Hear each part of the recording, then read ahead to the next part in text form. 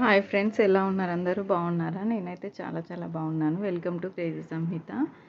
ఈ వీడియోలో evening రొటీన్ని share చేసుకోబోతున్నానండి. నా ఛానల్కి సపోర్ట్ చేస్తున్న ప్రతి ఒక్కరికి పేరు పేరున థ్యాంక్స్ అండి. చాలా చాలా థ్యాంక్స్. తవంత పిల్లు ఉంటే తల్లి కాసరా అంటారు కదండి. అలాగే మా పాప నాకు హెల్త్ బాగాలేనప్పుడల్లా ఇలా హెల్ప్ చేస్తుంటుంది. నేను చపాతీ చేస్తుంటే తను కాలుస్తుంది. నాకు కొంచెం అనీజీగా ఉందండి. నేను ఇంకా చేస్తుంటే తను కాలుస్తుంది. ఈవినింగే చేసేస్తున్నా.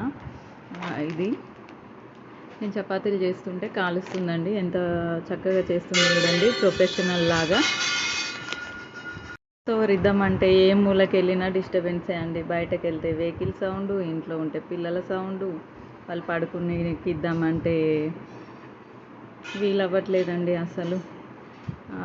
మా పాప చేస్తుంది చూడండి. నాకు చపాతీలు చేస్తుంటే కాల్ చేస్తుంది. నాకు స్పాండిలైటిస్ ప్రాబ్లం ఉన్నప్పుడు చాలా పెయిన్ వచ్చేదండి. చేయి లేవలేదు. అలాంటి సిచ్యువేషన్లో పిల్లలు చేయడం నేర్చుకున్నారు. వీళ్ళు దోశలు చేస్తారు, ఎగ్ ఫ్రైడ్ రైస్ చేస్తారు, ఇలా చపాతీలు కాలుస్తారు, చేస్తారు కూడా. చేయించాను నేను ఇంకా అదే పని అలవాటైపోద్దని అప్పుడప్పుడు ఇలా హెల్ప్ తీసుకుంటున్నానండి పిల్లలది.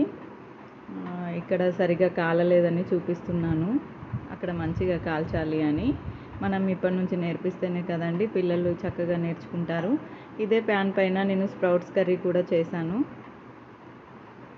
ముందుగా కళాయిలో ఆయిల్ వేసుకొని తర్వాత ఉల్లిపాయలు, పసుపు, ధనియా పొడి, కారం,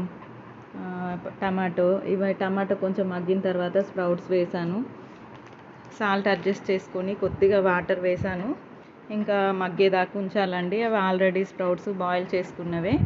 మార్నింగ్ స్టీమ్ చేశాను. స్టీమర్లో చేయడం వల్ల వీటిలో పోషకాలు బయటకు వెళ్ళిపోవండి. లైవ్లో చూపించాను, చూడకపోతే చూడండి. స్ప్రౌట్స్ ఎలా కట్టుకోవాలో కూడా చూపించాను. ఇంకా యమ్మీ కర్రీ రెడీ అయిపోయిందండి. చాలా healthy and tasty. Thanks for watching.